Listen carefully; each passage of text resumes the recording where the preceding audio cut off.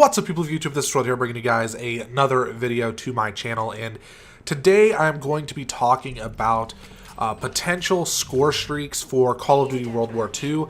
Now, I have a very long series, or I guess you could call it a long series. I have a concept of what I want to do for Call of Duty World War II when it comes to talking about potential things that we could see in the game.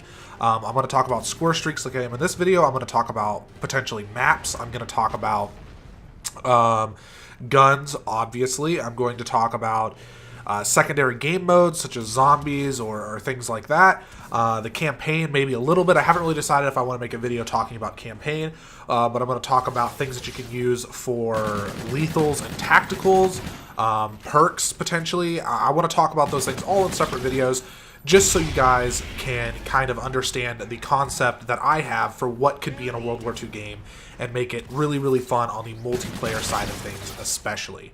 So to start this off, I have made an entire list talking about the score streaks that I would like to see in the next Call of Duty. Now, this list is laid out in a system, just like if I was to get 3 kills or get a capture and 2 kills, etc. The exact point system that we see in Call of Duty today. I did not label it in the point system as if it was 1,500 points. I did 3 points, 5 points, 8 points, etc., things like that. So you know that when I say 3 points, I mean 3 kills. So, for example, if you're going off of TDM, each kill would be a point, where if it was in domination or something where it's more objective, then that 3 might turn into a 6 or something along those lines, or maybe a capture is half a point. You know how Call of Duty works with their score streak system, so just keep that in mind. The order that I have these is the order in which you would earn them and their effectiveness and how strong they would be. So starting off here at 3 points, I have a spy plane, which is pretty obvious what a spy plane does. It is meant to put the enemies up on your radar so you can tell where they're at on the map. Pretty basic concept, nothing too crazy. Next, with 3 points as well, I have the Goliath track mine, which I did a lot of research into aircraft, into tools and things like that they used in World War II that were not just guns, just so that way I could learn exactly what could be used as a score streak in the next Call of Duty. And believe it or not, they had RCXDs. They're not really RCXDs, but they're kind of like it. So the Goliath track mine is a remote controlled little vehicle, and because it is World War II and it's obviously not going to be as fast as an RCXD, I even had a way of balancing this. So basically, it would be a much slower RCXD that does double the damage. So it might be harder to get to an enemy, or you might have to more strategically call it in so you know you're not calling it in your spawn and driving it all the way across the map, but you wouldn't have to be as close to a person in order to get the kill with it, or maybe you can take out more people with it, but it is much slower and much easier to take out, even though I know RCXDs were really easy, you know, one shot done kind of thing. But maybe this will have just a little bit of armor to it, so it's more than one shot, but it is slow, so it wouldn't be hard to get those shots in. This would be a player-controlled score streak. At 5 points, I have the support package, which is a care package. Everybody knows what that is. You get, you know, a random kill streak, score streak, or whatever through this airdrop, and it can help the team win a game. At 6 points, I have Radar Jammer, which is also obvious, AI controlled, blurs out the enemy radar, and so that way they can't see you popping up on their minimap. At 7 points, I have one that is kind of original in my head, and that is Sniper Support, which is a friendly sniper that is not able to be seen, that snipes enemies around you and can be countered by using a blind eye like perk. So this sniper would be off the map. You would not be able to see him at all. The shot would come from a distance. You were not going to see, you know, where the shot's coming from, anything like that. So you can't just find the sniper and shoot him. And it's not like it's going to be a real consistent score streak, so it's not like everybody who comes close to you is dead. You know, there's obviously like one person gets shot, and I'm just going to go out here and say that if you get shot, you're going to die. There's no way to counter you're not going to live if you get shot by it. But I'm going to go out here and say that if this person gets shot, then it's going to take another 5-6 seconds before that sniper is able to shoot another person. So it's not like you're going to walk in a room full of people and they're just going to be dropping you. And also, it would probably work best if it's only people who are outside, enemies who are not obviously inside of a building, because that's a little bit more, you know, that's kind of a balancing issue. You wouldn't want to be shot just anywhere on the entire map. If you're out in the open or outside in general, I think that's when it would work best. So, I mean, you could probably guarantee, in my opinion, 7 kill streak, roughly. Call that in, get 2 or 3 kills from it, that's about it. Also at 7 points, we have the MG Soldier, which is a deployable gun turret with a soldier to operate, or you can yourself. It is movable in a 2 to 3 shot kill. Basically, this is a turret. This is a sentry gun that you put on the map, but to kind of make it more realistic, because it did not have sentry guns back then, to my knowledge, and not that I found, there is a soldier that comes along with this sentry gun, and you can place it wherever you want. Maybe it's an overhead thing that you place, and then they go there, and then there's a soldier who operates the machine gun, and then you can go up to that turret and be like, I don't know, they could do some kind of cool animation where you kind of like pat the soldier on the shoulder, and you kind of like tell them that they don't have to be there, and then you kind of take it over, and you can leave, or you can move it around the map how you want. 7-point system. Obviously feel like this wouldn't be able to last very long. Maybe it's easy to destroy. Maybe it just expires after 30 to 40 seconds of being on the map, because it is a 2 to 3 shot kill. So, you know, you might be able to get 4 kills at most if you know where to put this on the map. At 8 points, I have the Personnel Carrier, which is an armored vehicle that employs 3 AI soldiers to help you fight. You should be able to tell clearly that they are not actual players. So I feel like this is kind of a touchy subject. I don't think that a lot of people want AI in Call of Duty playing on maps with non-AI people. But as long as this doesn't count towards stats, it's just a score streak, and maybe these soldiers have a little bit more armor just to make it worth it, so they're not just getting annihilated right when they get to the map. But you should clearly be able to look at that soldier, that uniform, whatever it may be, and be like, oh, that's not an actual person. So, you know, it's just kind of, there's no confusion there, because I don't think people would like that very much. At 8 points, we also have Mortars, which is 3 medium damage placeable mortar rounds, which is AI. So this is going to be the first of the kind of air control, the air strikes, you can say, in the game. And it's going to be the weakest of them. But I think it's a pretty cool concept, in my opinion. Like, it was obviously in World at War, mortars were. I think it's been in maybe Black Ops 1. They wouldn't be real powerful, but let's say that you need to get them off B flag, or you know they're running from A to B flag. You could just easily drop those mortars real quick and take out the people who are potentially going to capture that flag. At 9 points, I have the bombing run, which is a long placeable bombing strip that does have a medium amount of damage.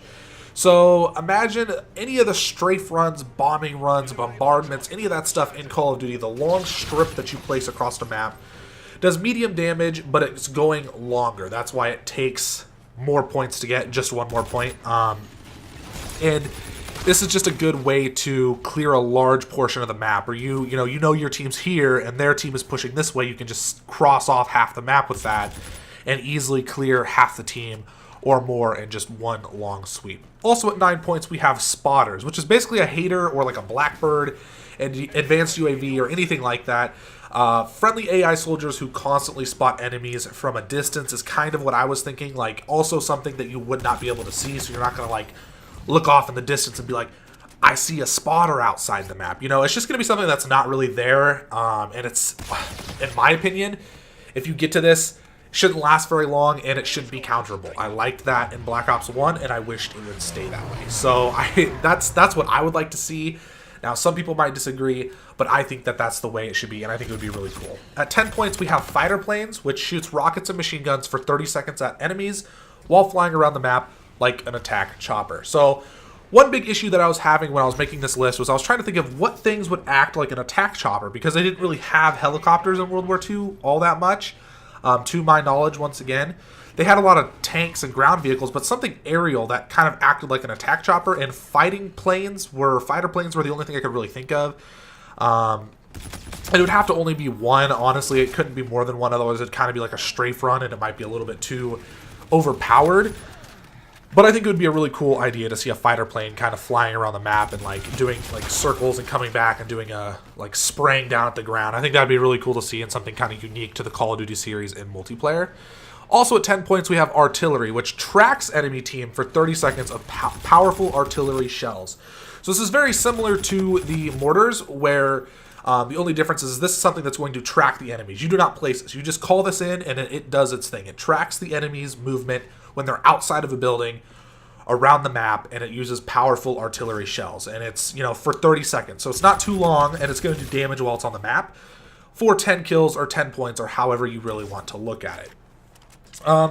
The next thing I have here at 11 points is a battleship, which is the same thing as artillery, but it tracks enemy team for 45 seconds with even more powerful artillery shells. So this is really powerful artillery shells for 15 more seconds, and this is player controlled. So you're going to be the person who is, imagine like a Reaper, where you call it in, except you can't really control it because it's World War II. But you can see the little squares popping up on the map where people are spawning in and running and stuff. So you get a little bit extra time with it, more powerful, and we're starting to get up into the higher streaks, so it would kind of make more sense. At number 11, we have the armored car, which is a weaker version of a tank with machine guns and no explosive weapons, player controlled or AI. So imagine like just a little, kind of like a drone nowadays in Call of Duty that flies around the map and follows you, but in this it's an armored car, kind of like a half track that follows you around the map, maybe a smaller version of that, like an extremely armored Jeep or something. And it has machine guns on it, and you can shoot people kind of like a turret, like a movable turret, and player controlled. I think that would be really cool. Something you don't really see a lot in Call of Duty in terms of ground-based vehicles. At the 12-point mark, we have dogs, which is really obvious. We all know what dogs do. They chase people down, and they bite them and kill them and stuff like that. I think that's really awesome. Dogs should definitely make a return. At 13 points, I have suicide bombers, planes just like the Black Ops 2 Swarm. Obviously, the Swarm planes were significantly smaller, so there are probably not going to be as many of them. But I felt like maybe they would have a bigger blast radius, and there would obviously be less, but a bigger blast radius, and that would pretty much kind of balance it out. Like Swarm, the blast radius wasn't huge, so they'd come down and take out one person at a time unless you're standing right next to someone. But, you know, maybe if you're in like a 10-foot radius and one of those planes comes down, you know, and maybe a plane comes down every like 2 seconds for like 40 seconds straight, that could be a lot of people getting killed if they're not getting inside of a building or using the counter to it. At 15 points, we have the tank, which is a large, medium-speed tank with explosive weapons and powerful machine guns. This can be AI or player-controlled. I think that this would be like the top score streak for people to go for. I think it would be a lot of fun. It'd be really cool to see what people could do with this, and I think it would be kind of like that goal that everybody wants to have a tank. You know, it's really generic, and it's a really simple concept for a World War II game, but tanks were devastating, and I think that that should be something that is really focused on. And I think it should be hard to counter it. Like, the only thing that can really counter it would be obviously if you shoot enough rockets at it. And I don't think it should be 2. I think it should maybe be like 4 or 5 rockets to actually take it down. And you should get it for probably roughly a minute or close to, because it's medium speed. You're driving around the map, so on and so forth.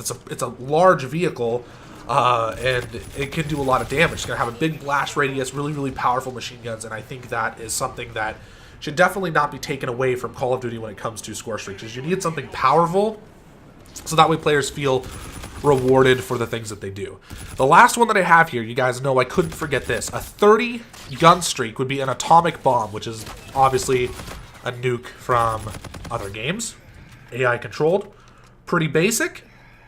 Anyways, guys, I hope you enjoyed this video. Let me know what you guys think down in the comment section. Go ahead and leave a like as well. I'd really appreciate it. Let's see if we can get this video to 5 likes. That would be really awesome, and deuces.